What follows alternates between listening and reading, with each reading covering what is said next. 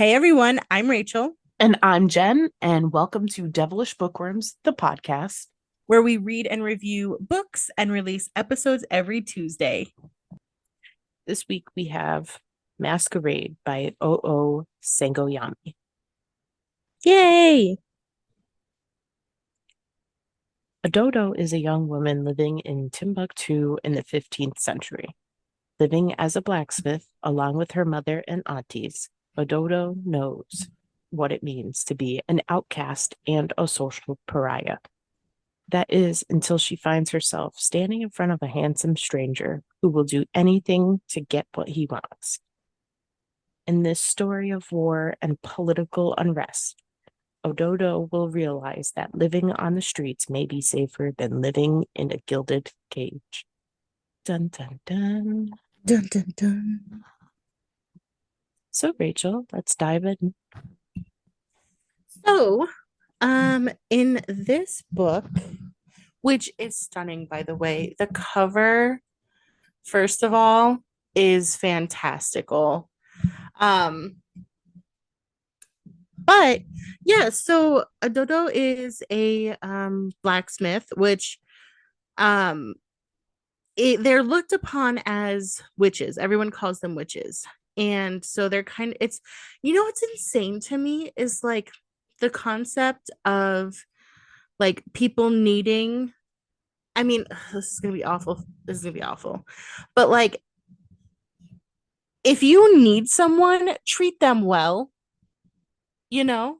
Like I know that has not been the case in the past, but the idea of needing someone and treating them so poorly, it's baffling to me. Like, what if we all just made all of your knives just wicked, flimsy, and stupid? You know, Mm-hmm. it's so bad, it's so dumb. But anyway, so yeah, so she is a blacksmith and she lives with her mom and a group. This group of women is like the guild, and she calls them all aunties, which is really cute. But anywho's, so they make weapons and jewelry and anything that has to do with like bronze, metals, gold. Um, and so she is living there, and people come to them to have things made, and then they like go away. I don't know where my brain just went. But I can tell you where mine went. Where did your brain go? Her mother's an asshole. Okay, but why is a Kobe such an asshole? Honestly, I don't understand because as you said, if you need someone, like don't be an asshole. Um and like her mother needed her daughter, but Mm-hmm. yet she treated her like such shit. She Mm-hmm. was such a fucking dick. I mean, one of the first few pages, she literally slaps her across the face for talking to a stranger. Like, Mm-hmm. what the fuck? But I understand having a hard life kind of makes you a hard person, and you sometimes lash out, or you're just like a very like rough and tumble type of person. But at the same time, there's a difference between having a hard life and just being an asshole. And she's just an asshole. Well, and you can tell right off the bat that the way her parenting style is very heavy-handed, you know. She's very like punish first and then like ask questions never. Like there's one point where she asks her daughter a question, and her daughter even said in her mind, if I had said this, then it would have pissed her off. If I had said this, it would have pissed her off. So instead she said nothing, and that Hmm. was the right answer. And I know that so feeling. I'm sure you do, because a Kobe is very like the way to keep safe is to stay quiet, kind of. Like I feel like there's some people that deal with things by flying, or like, flying under the radar, which I think is a Kobe. Like when people are there and treating them like crap, or like when they're really in danger, she's like, yes, sir, no, sir, yes, ma'am, no, ma'am, right? But to like toughen up her daughter, it's almost like she's twice as hard on her daughter. And she rules that guild with like an iron fist. She's very respected and very kind of not feared exactly, but definitely feared by her daughter.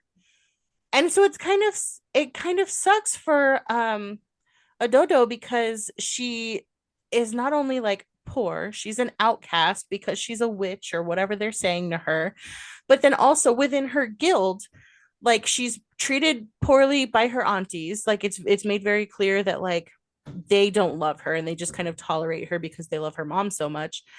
And then even her mom doesn't really like her. Yeah, she's not even really allowed to be a person. She's just there.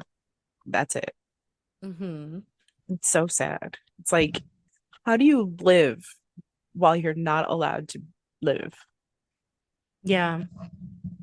So when we're first introduced to the story, Òdòdó is in this like town square, and essentially Timbuktu is being invaded by the king of Yorubaland.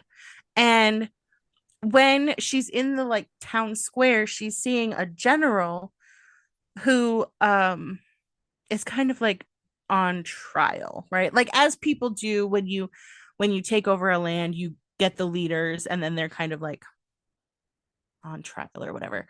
So the way that they do it is they feed him a cowpea.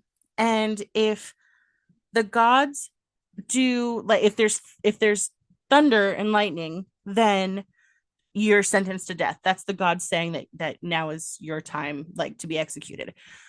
So they execute this general. And so she's at the execution and then she's on her way home. And when she gets home, she is like going about her business, doing her thing, making a flower out of the metals. And this peasant guy walks up. And the way she describes him is that he's basically like wicked dreamy. But she doesn't talk to guy, like she doesn't talk to men. She really doesn't talk to anyone. Um, and so this like dream boat comes up and just starts talking to her. I stopped in case you wanted to add something. Oh, I'm sorry. But that wasn't even a full sentence. So, like, I get it. You know what's weird is I interrupt everyone so often that I just assume that other people are going to interrupt me too. Like, and then people don't. And I'm like, well, I thought you were going to hop in. I'm sorry. No, you're fine. It's me. Oh, yeah, I know. I literally thought there was more to it that you were gonna say, and then I was like, oh, that's it. Just a good looking guy. Okay, yeah. He's just a hot guy and he's talking to her about singing in flowers. Oh, but okay. At the same time, I love that she was actually making those little flowers because um she was making it for her aunt, and she had actually heard the song from a traveler that gave her a daffodil, and that that right there, just the impact of what one flower could do on a person's life is just perfect. I love that. But the one thing, again, here goes the mother. Oh, she drove me fucking batshit because she literally says she makes that silly flower again and again, yet she still does not understand that it would not have died if it had not been beautiful enough to be picked in the first place. Mm-hmm. And yes, I agree with her, but at the same time, to appreciate something's beauty, sometimes it needs to be picked. Well, I mean, yeah. Like, how awful to be just okay. So I feel like a lot of people put a lot of emphasis on people who were born unattractive, and like people who are ugly should be loved too. And yes, absolutely. But like they condemn beautiful people like they have any choice in the matter either. And they Mm-hmm. don't. Like someone who's born naturally beautiful has no say on it, just like someone who is not born naturally beautiful. And I I don't know. I think it's gross to make someone feel bad for being pretty. Like all those people, they do it all the time. I actually am really sympathetic toward attractive people because like sure, do they get away with a lot of stuff? Yes. Are they like first picked for lots of things? Yeah. Like there are privileges that come with it, right? But Mm-hmm. like also like in this exact instance, people who are beautiful are more targets for stuff, you know? People take advantage of them, rape them, murder them, you know? They do like they're more at risk for stuff like that. And it's like I feel like part of me feels like Akobe was trying to keep her daughter safe by keeping her in the back and keeping her. It was like she was, you know what? It was like she was trying to break down her character so that she would be safe, but instead she was just being wicked toxic and abusive. Yeah, absolutely. That's not And her fault. well, I think she was really projecting a lot of her past life trauma onto her own kid. And I think instead of, helping her, she's just literally creating more problems. I mean, Yeah. yes, you might want to keep your child safe and do everything you can to protect them, but not everything that happened to you is going to happen to your kids. Yeah. And not everything you do to prevent them from being safe will keep them safe. So Mm-hmm.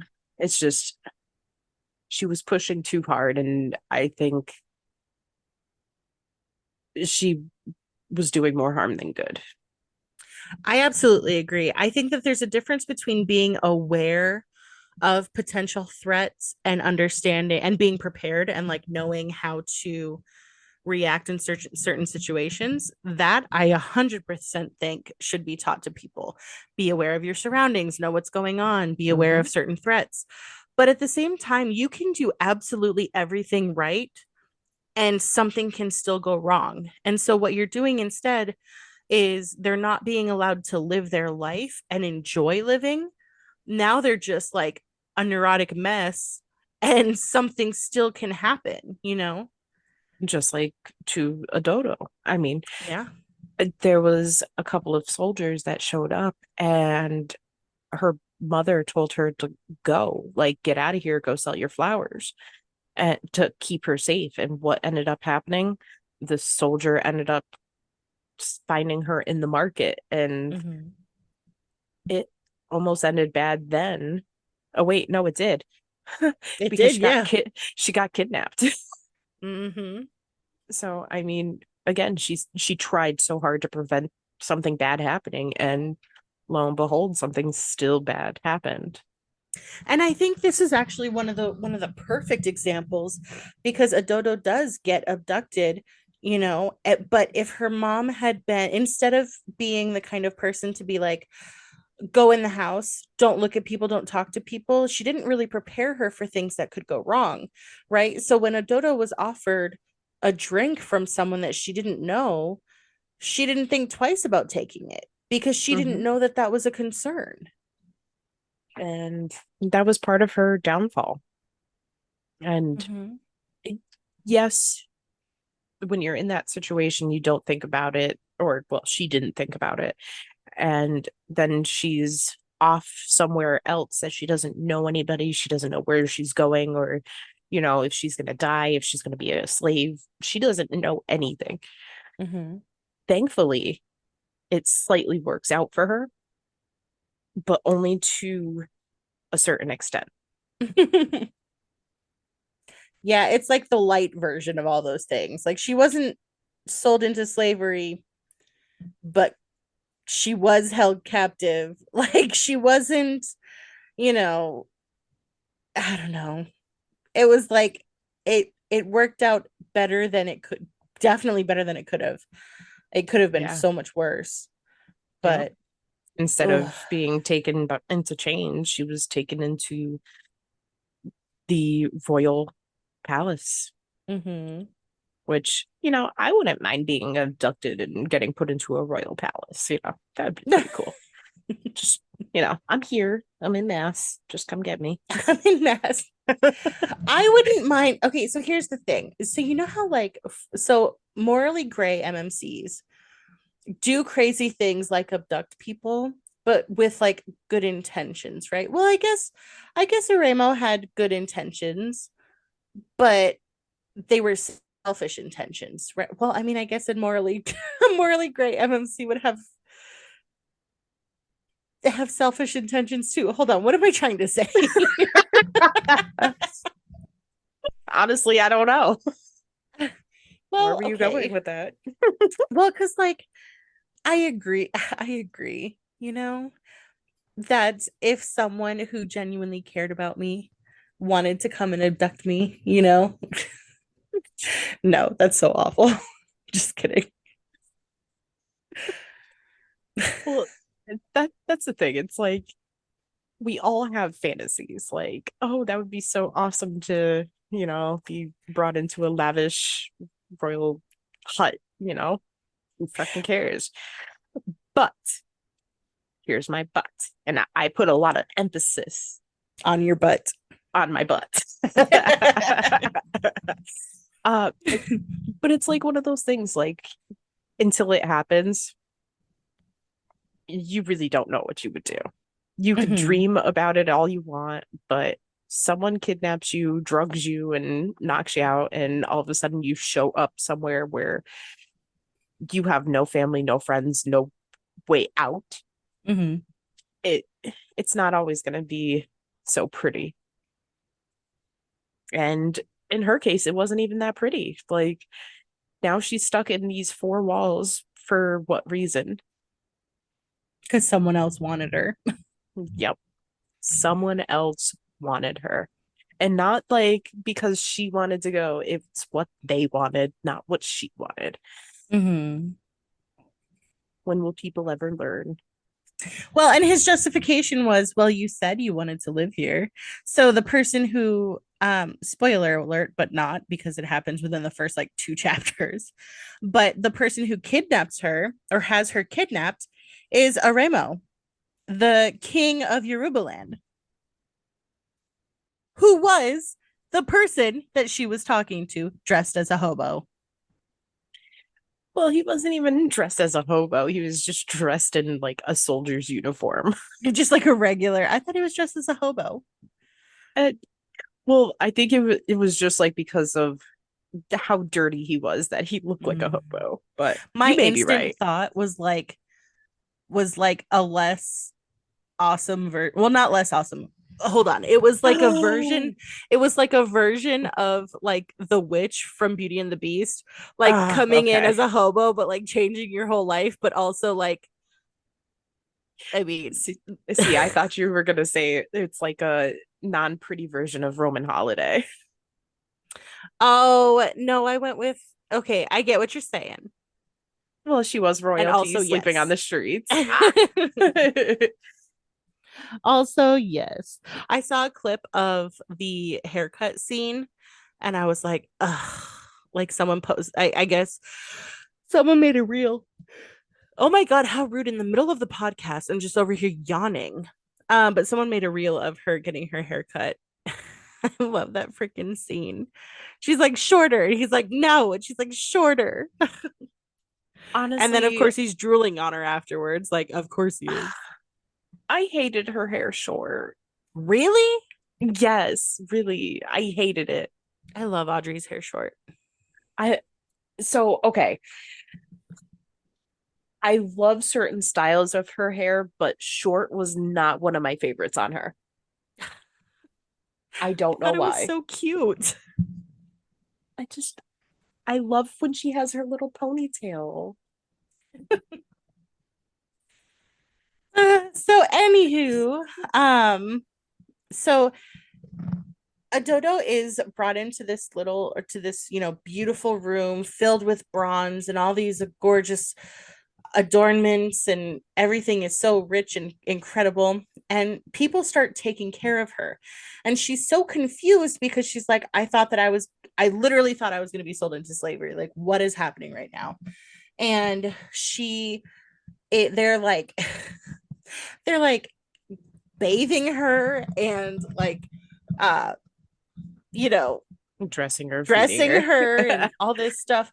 I will say, one of my favorite quotes in the beginning because it was such a juxtaposition.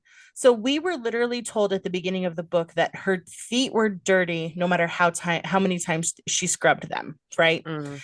And she's beautiful, but she has all these scars, and she's, a like we said, a social pariah, all this stuff.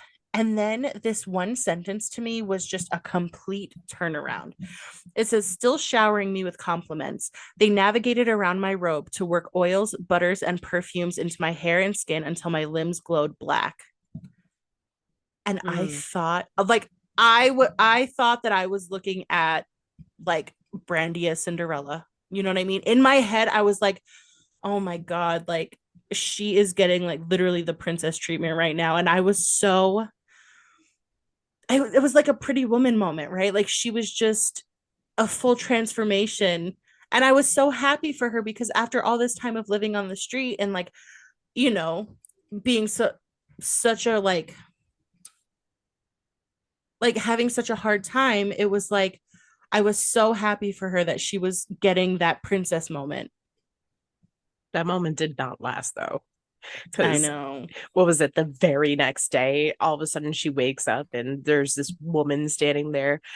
We have to take all these nice decorations out of here, get all the bronze out of here because it's not good enough for this common girl.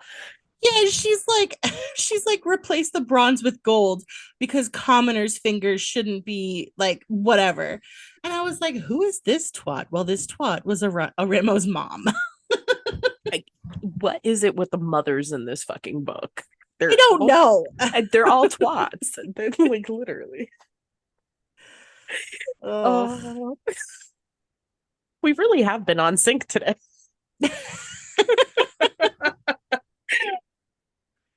Oh, goodness Yeah. gracious. Can I tell you, I know that okay, listen, you said earlier that, you can never really put yourself in a position because you're not there, so you don't really know, right? Mm-hmm. So I know that it might not be my reaction now, but, or it might not be my reaction if I was living then in that area in that time. But when I tell you, my mouth would have gotten me in trouble in this scene because she's literally talking to everyone else saying how gross and awful Òdòdó is, and then has the audacity to go, are you going to sit there in bed all day or are you going to come up and greet me? I'd have been like, ma'am. And then she's sitting there and she's talking to the woman who's dressing her. And she's like, talking all this crap about how, poor and dumb, and like, oh, her face is the only thing that her son likes, that must be the only reason, like she's bewitched him with her beauty and whatever, right? And then goes, and then she's like, snaps at her for not talking to her. And I'd have been like, oh, I'm sorry, are we talking directly to me now? Should I answer? Are we acknowledging that I'm in the room? Like, I was so mad on Òdòdó's behalf. Like, don't sit there and talk about me like I'm not here and then have the audacity to address me. Absolutely not. Yeah, I I kind of expect that from her though, because of the fact that she was of royal nature. So they think everybody's inferior. Well, not, I can't say everybody, but in her mind, she's everybody's inferior to her. So the fact that she's even talking to her at all surprised me. I thought she was going to literally talk to a maid and tell the maid to tell her something. That's how like petty this woman seemed to be, even just at first. So I don't know. It didn't really surprise me that she was like that kind of person, but I would not appreciate it. No, no. It like, it makes me so like, listen, that's the reason for books, right? Like art is supposed to elicit a response. But man, it got me so heated. Yeah, I don't blame you. I mean, honestly, Mama Oliphant was probably one of my least favorite characters. Yeah, for sure. So, But then of course um you do have other characters that come in that aren't like as bad, or just are a little bit more cheery at least. It just seemed like there was like you got hit with like the aunties ganging up on Òdòdó, then you got the mother ganging up on Òdòdó, and then on top of that you got the new mother ganging up on her. It's like this girl can't catch a freaking break. So, I go ahead. sorry, you go ahead. No, no, no, go ahead. That works. Okay. I will just say, like, if Òdòdó didn't have Kolo at first, I don't know how she would have transitioned into this new life of hers. So Kolo is Aremo's first wife or primary wife. Uh and she is like her saving grace in this first bit because she's nice to her, she makes her feel comfortable and welcome. And like I genuinely think that there's no way she would have been able to transition into this new life if she didn't have someone there. Absolutely. I 100% agree with you because I mean, when you go from being such a common person to royalty, basically, or in line to be royalty, like that's fucking huge. Like, you got to know how to eat, how to talk, how to walk. And there was one moment where they're at a party and, a disturbance happens and Kolo's there and she's like, you're just gonna smile, you're gonna breathe, you're gonna calm down, and you're gonna smile. Whatever you do, you're gonna smile. And she got her to just calm down and be able to understand like her role when she's in the middle of all these people is to just smile and Mm-hmm. just deal with whatever has been thrown and act like it doesn't bother you. We'd be perfect at that. I don't know. You know what? Yes, it depends. It depends because my face, as as I become more in tune with myself, the less I am able to put on masks. Mm, But you know what? That's not exact. The less I want to, and the less I have reason to. But I think if I needed to, I would be able to again. yeah, for sure. I will And say that scene in particular, the one that you just mentioned, when she says, "I forced myself to keep laughing," and she yeah. keeps saying, "I forced myself to keep laughing," destroyed me. I was so heartbroken for her, and like I get it, I totally get it, but it was just that was like the first instance where she had to pretend that she wasn't feeling what she was feeling in that dramatic of a way, and it just broke my heart for her. There was a couple of moments like that in the book that they just hit you so hard. Like, oof, oh, when just so I don't give anything like away, like no spoilers. There was a moment where one of the generals needed was asking permission to go do something, and you could tell he was like not okay. Mm-hmm. And that part right there, it struck a chord that I can't even describe. Like, oh Mm-hmm. God, like I feel like I want to cry right now. I know. So yes. And I think especially because we're the kinds of people and we know to our core that if something happened to you, I would move heaven and earth. And Mm-hmm. same thing, if something happened to your daughter, you would move heaven and earth. Like we would do almost damn near anything for the ones that we love. And to have someone like holding your wrists and having to ask permission to go and do something and having it all riding on someone saying yes and they say no. Oh, I know. It's like it I can't even, like, I've got no words. Like, moving on. Moving Moving on. on.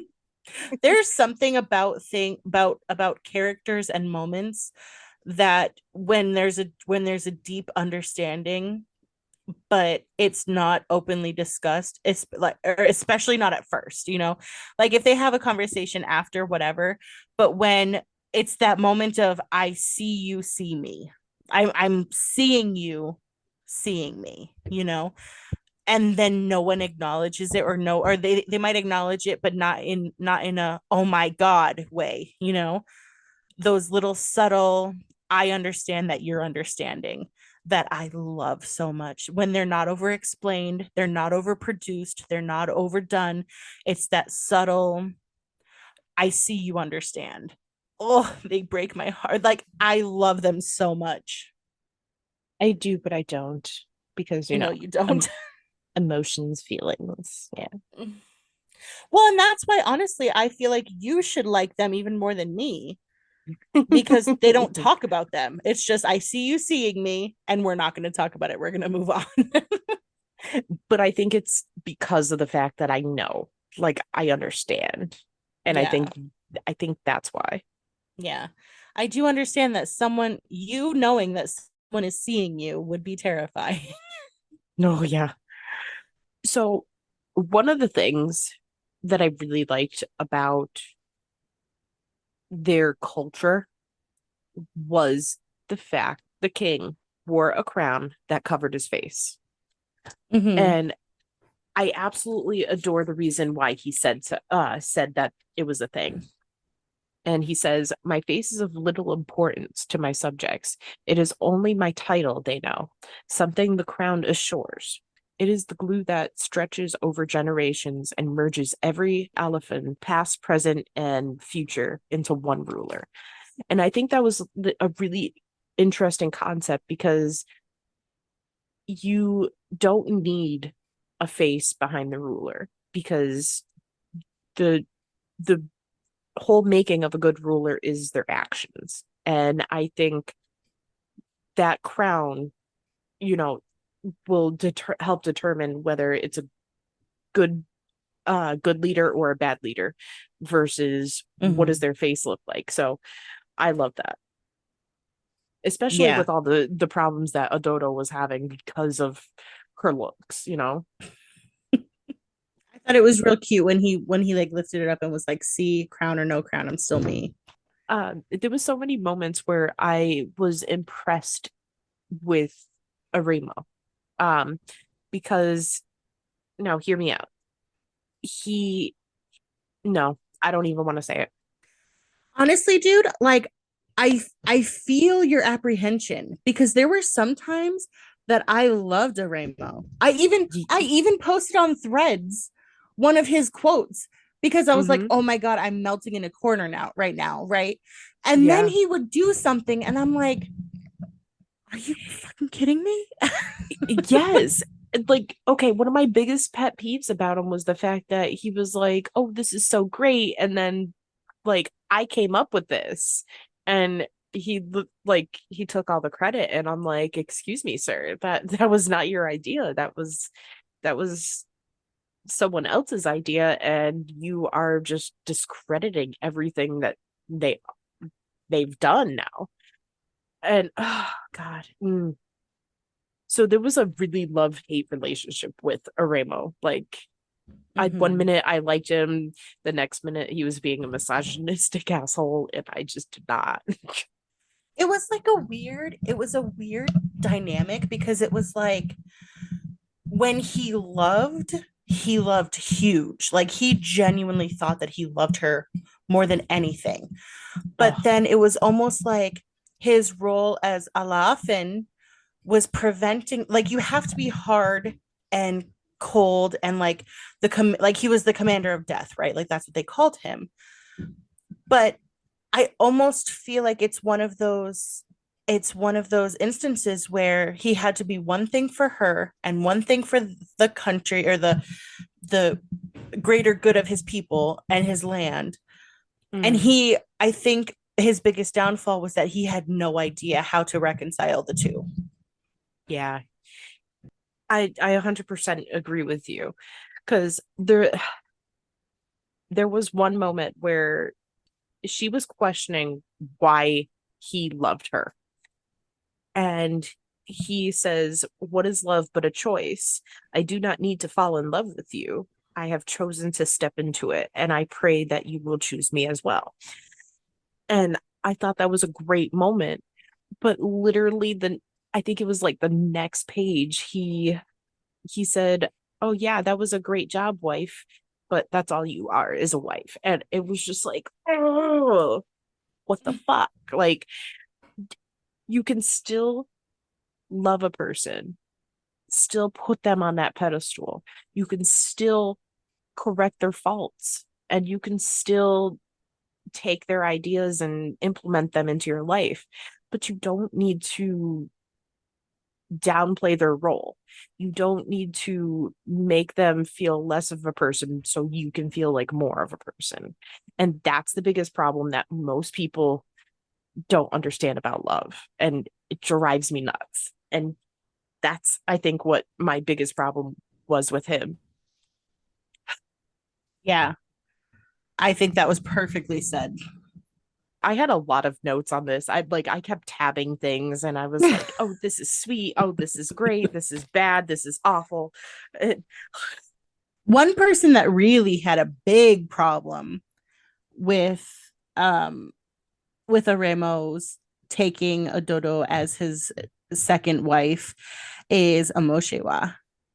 Hmm. And so Amoshewa was the king's like right hand man, right? Like he's his like second in command.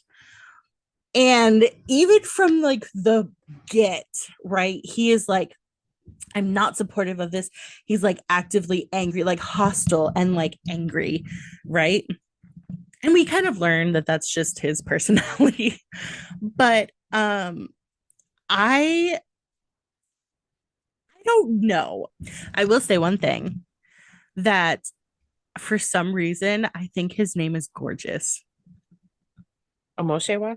Amoshewa. Oh, I think it's beautiful. And actually, I looked it up and I believe, and please everyone tell me if I'm wrong because I very well could be, but I Googled and it says, I believe his name means like beautiful child or something like that.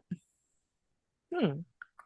Well, I can understand if it was that meaning because they did say that he was a very, very handsome man.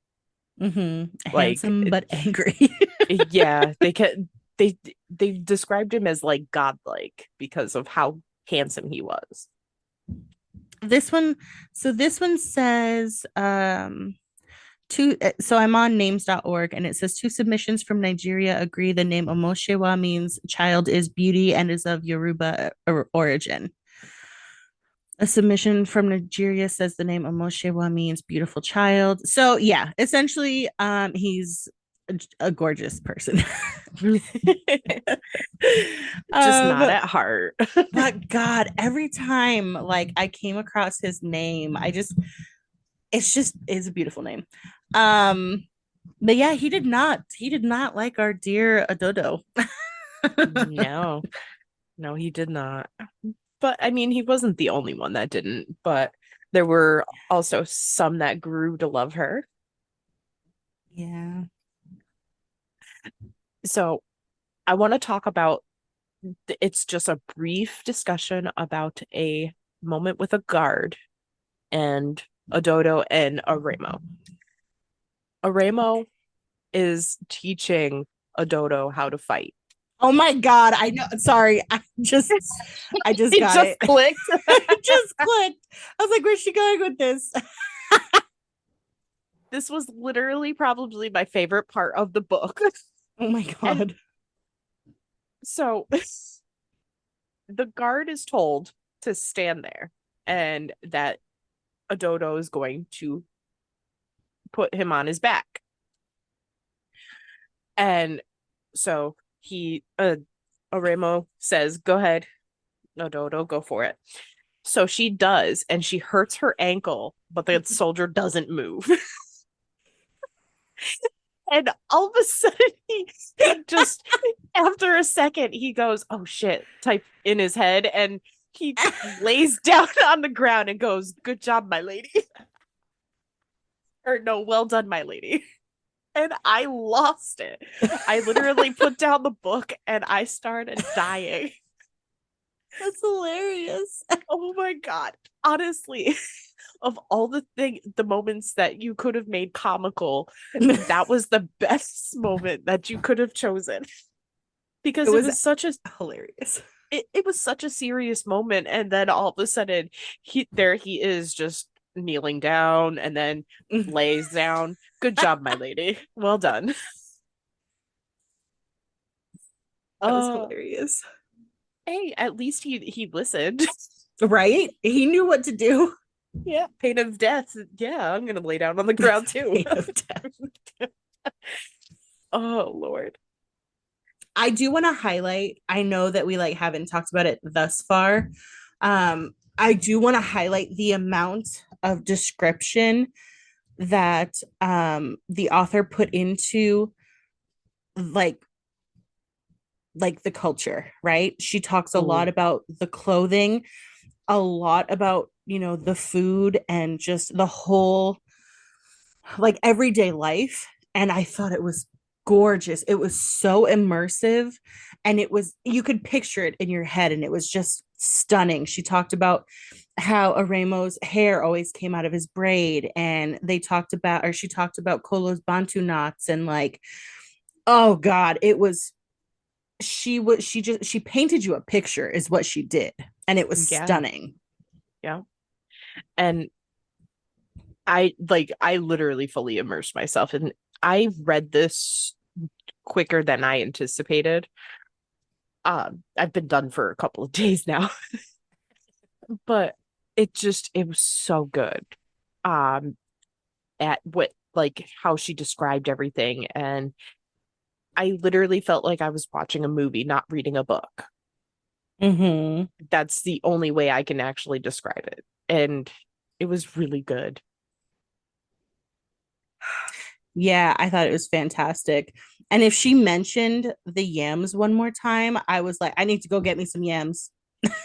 Bro, I've got some in my kitchen and stop it. You don't understand. Between that and just some of the other foods that she was describing. Oh, did you have any favorite quotes? So okay, this book was written beautifully. I can't even explain to you. If you just read the book, frankly, just read the book. But I had we mentioned a couple of them, but there were little bits here and there where Òdòdó stood up for herself. And the first time we see it, the very first time that we really see it, she's talking to Aremo, and she says,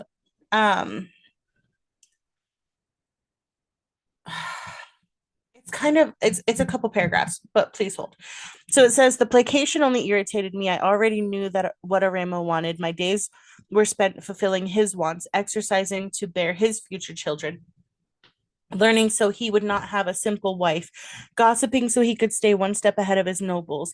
I was here in the royal city after being kidnapped because it was what he wanted. But I was a noble woman now, no longer a witch. Shouldn't what I wanted have mattered too? Right, I said, because you're the only one allowed to have what you want. Aremo frowned. Òdòdó, no, it's true. Why wouldn't it be? You're the Alafin. I tugged my wrapper out of his grip, and as I walked backward to the door, I continued, we all live to serve you. I had forgotten that for a moment, but don't worry, my king. I will not forget again. And I was like, ma'am, that was flawless. That was petty, but to the point, and I was here for it. Honestly, I've actually used that, not exact phrasings, but something to that extent. Oh, I'm sorry, I forgot, you control my life. Sorry, master. Right. So But yeah. it was such a beautiful way for her to finally say something, you know? Yep. And then after that was it's what she says. Hold on. Um hold on 2 seconds. So it's a quote that she says to her mother. And she says, "Yes, I am your daughter, and I will be the Alaafin's wife. And one day I will be someone's mother, but when will I get to be a person?" Yeah. And that's exactly what I was saying before.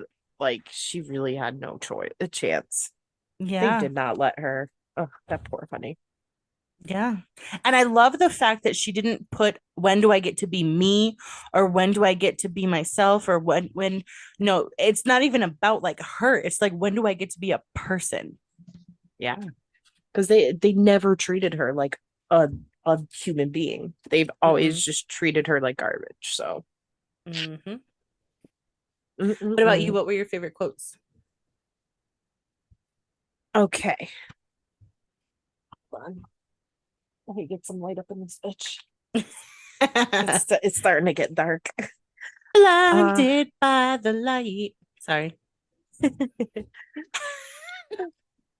so one again is like kind of like a paragraph like you. I know you are a fool, but not even you could think more freedom could be found living in a glass box. And that's what being a powerful man's wife means, Òdòdó. Seeing life, but never being able to truly touch it yourself. Don't think you will ever break through it. Attempting to walk that path of broken glass will only leave your feet bloody and scarred. And honestly, I think it's actually right after the whole moment where she asks where when she can be a person. I think that's like in the same conversation. Um, but yeah, but Yeah. she her like yes, in a sense, she was right that she was going from one box to another, like or one cage to another type of deal. Uh, but oof, that quote just I don't know, it stuck with me. Um, I feel that. Another one was he had obligations to neither desire nor hope, not even pain, anything that could hurt him. He had already gone through. It was a good quote because, I mean, when you've already been like hit with all of those like problems and there's just only so much you can handle or take before you literally break. And once you break, nothing bothers you at that point. So Yeah. I thought it was really beautiful. Um, then the last one was, it is a part of you. Great though the world's animosity may be, the world will never succeed at killing us so long as there are minds and hearts in which our story may live. Hmm. So there was more that I could have read, but those were my majors. Yeah. No, and I get that because they're so stunning. Like all of her sentences. Her sentence could say like Arema walked away. And I'm like, oh my God, it's beautiful. She she really does have an elegant way of writing, and on top of that, um, the the way that she tells a story is just phenomenal. Did you have a favorite character? Mm. So I really didn't. Um, I had issues with a lot of, okay, the only characters that I could see being my favorite were the twins. Stop. I loved the twins. They were adorable, especially when they were ragging on people, like saying, "No, that's my name," and "No, I'm this one." Like twin fucking mischief behavior. I love that. But other than that, I did not have a favorite character. Yeah.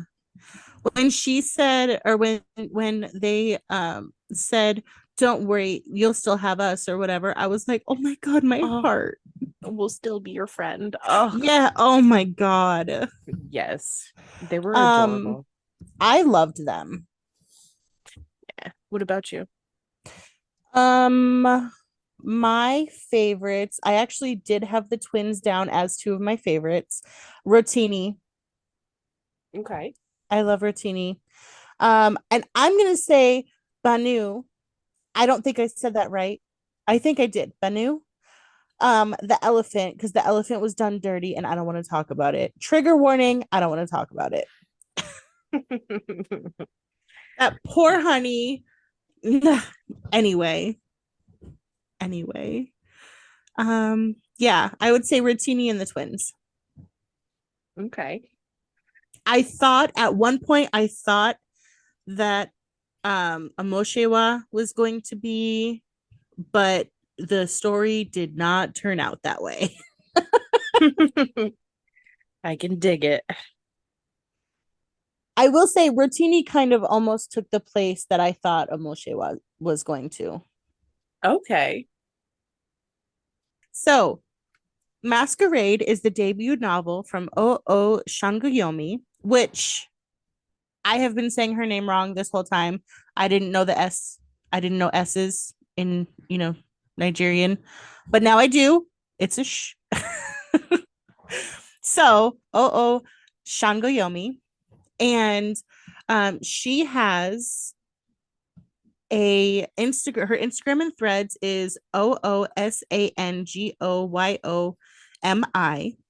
And I would suggest going and checking her out. She also has a website, which is ooshangoyomi.com. So OOSANGOYOMI.com. On there, you can see a little synopsis of the book. You can also read the first chapter, sign up for her newsletter, and it has a very sweet little about me, explaining that she's Nigerian American author and that she was a graduate of Princeton, where she studied literature.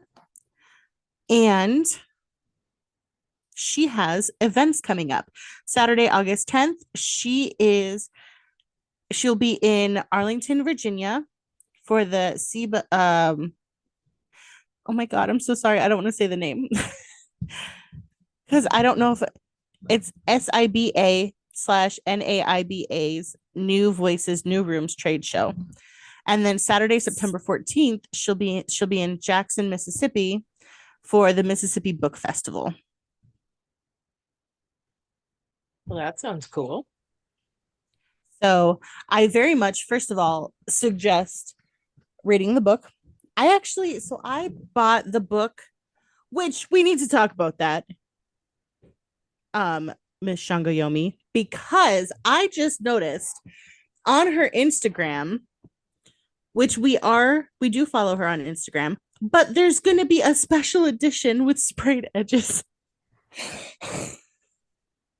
Damn it. Damn, Daniel. Damn, Daniel.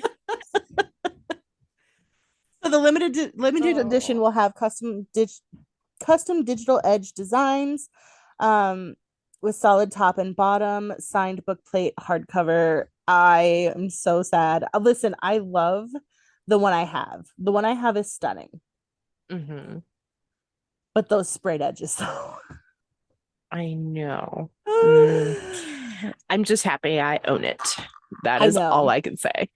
But I also listened to part of it. So I bought the hardcover and then I also have it on Audible. And I just want to go ahead and say that Ariel Blake, who does the audio, stunning. You know, something, I actually listened to the sample of it and I'll agree, just from the sample, she sounded like she was going to do an amazing job. Oh, and yeah. Her voice was so gorgeous. It was literally absolutely gorgeous. I wanted to do the Audible, but I had the book. So I was like, hardcover. Well, so full transparency, the reason why I wanted to get the audiobook, I know in a different podcast episode, I was like, I don't care how the narrator says things.